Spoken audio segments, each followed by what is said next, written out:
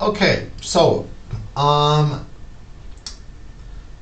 now let's say we're at the About page, and we want to include a picture of ourselves, but we want to kind of make it look a little bit fancy, right? We want it to look kind of cool. So you can see down here that it looks like there's a shadow over from the bottom and down over here, almost as though a light was coming down at it in this direction. Okay, so it gives it a 3D effect, and it's just one of those little touches that will make your web page kind of stand out, as it were.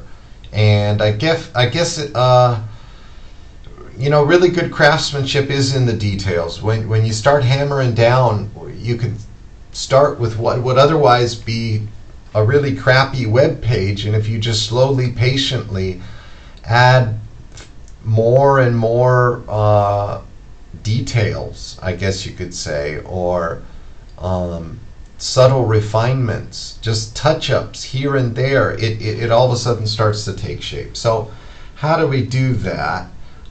It's pretty easy. So here is our text. Again, we are leaving off from the last video.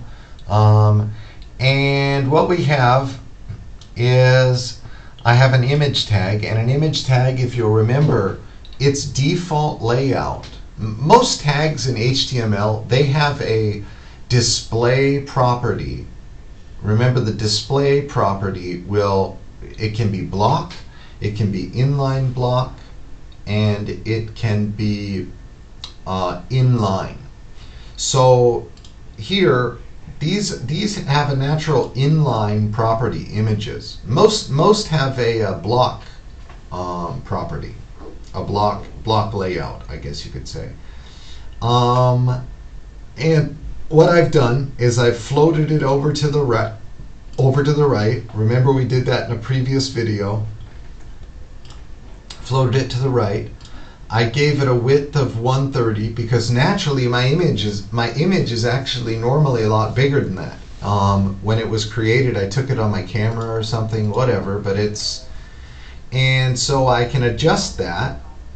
Let's say I put this up to 180, and it is automatically going to scale the height when you give the height. If you set the width and you want to automatically scale the height, or vice versa, you can just put auto. So what if we did that? All right, I changed the width, and you'll notice that everything is still proportional, right? And that's a really good feature. Let's see here. Let's keep it at that.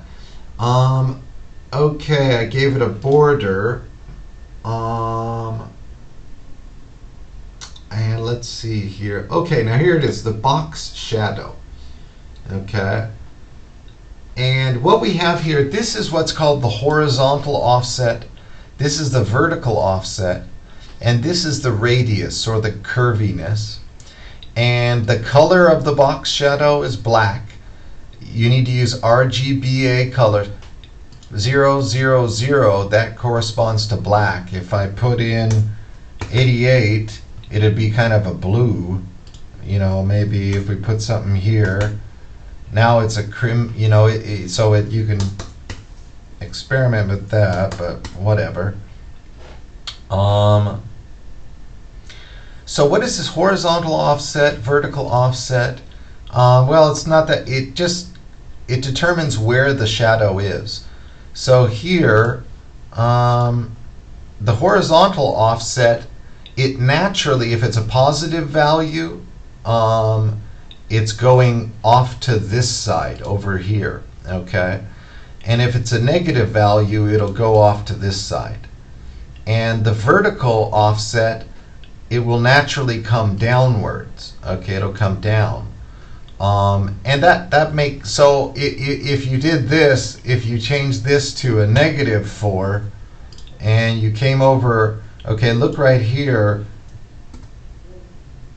you can now see, okay, well, also the image changed size. So now the shadow's over on this side.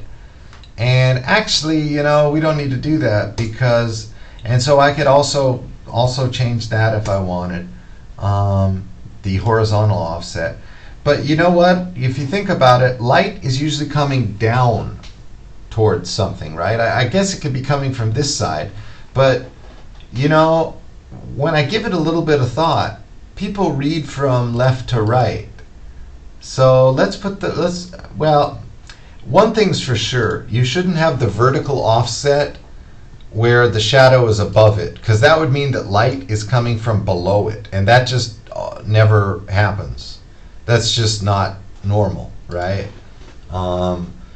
So let's say, yeah, and so you can, you know, you could give this maybe a 10, and then you can see what will happen there.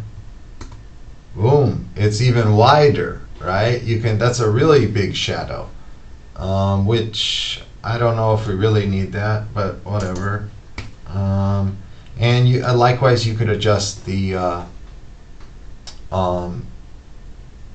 shadow vertically as well. And this is kind of the curviness of it. You can experiment, but this is pretty good. I mean, this, I think I've got it at a set standard. I got it from another designer, so, and I think it looks okay. Now, a few other things I might want to touch on here. What is this? This is a break tag, and essentially it inserts a new line. Okay, and you can see it's not it's not because there's a line in my code here. If I hit here, you can see now it's like that. Now you can just, so you could do one BR tag, and that's self-closing. We don't, I used to always put a slash like that. It used to be what we used to always do a long time ago, but you don't need to do that. And so now it just drops down one line. What it does is anything below it, it drops it one line. Okay, it'll drop it one line. And so if we put in another one,